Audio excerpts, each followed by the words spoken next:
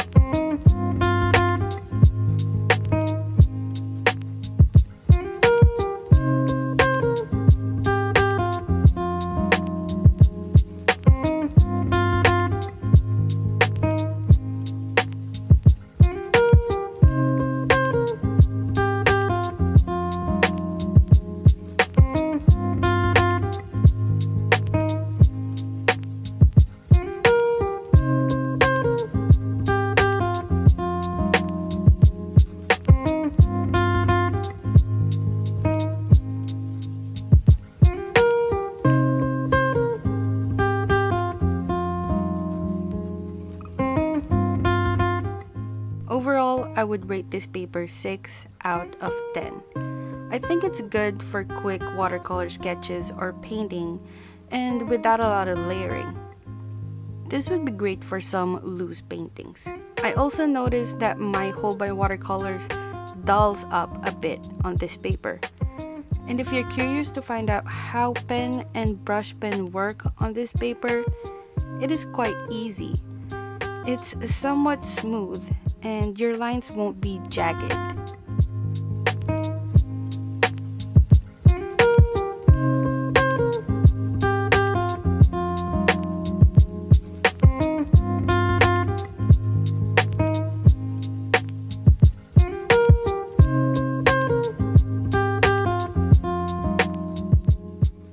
Now, onto the Potentate Watercolor Sketchbook.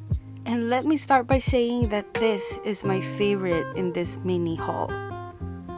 Like just the way the colors lay on its paper and how vibrant they appear.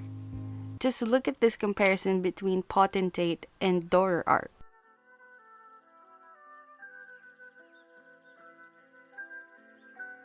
The paper appears to work well with big, juicy strokes, no backruns. And same with the Dorer Art. Both staining and non-staining colors can be lifted. The paper does not appear damaged after. With granulation, I won't say that this paper encourages it by a lot, but it's there. It's visible.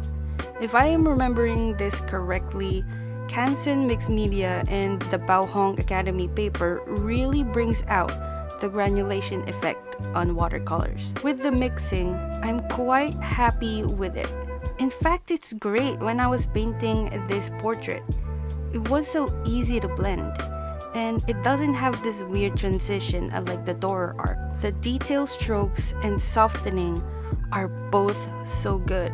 In the pencil plus erasing, I suggest that you only use graphite lightly if you paint very cleanly, like without the sketches appearing.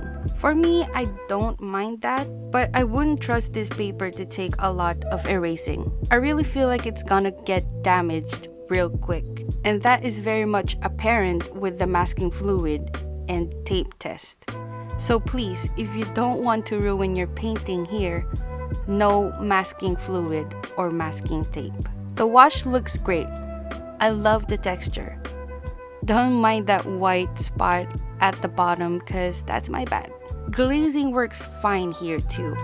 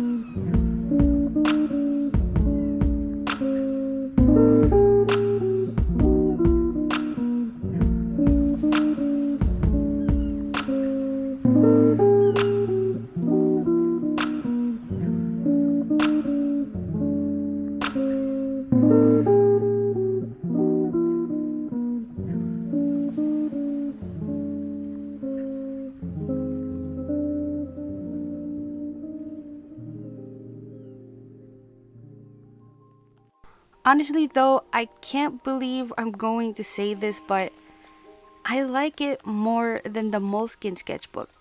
I really do. It was so easy to paint on this paper and I didn't encounter anything that's annoying about it. Like, it was so easy and smooth sailing that it felt like boom, I'm just done. And definitely wanted to paint more using it. And I feel like that's very important when buying art supplies. You want something that works well with you and not something that works against you. And it's so much more affordable than the Moleskine. Anyway, that's all for today. I hope you guys find this insightful. But then again, I'm still a newbie and you might agree or disagree with me. I'd suggest you try this yourself if you haven't already. As usual, I left links in the descriptions to where I got them. And also Lazada, AliExpress, or Amazon links. But if it's not there, then I couldn't find it. Sorry. So yeah, tell me what you think. Comment down below. You keep safe. I love you guys so much, and I will see you on my next one. Bye!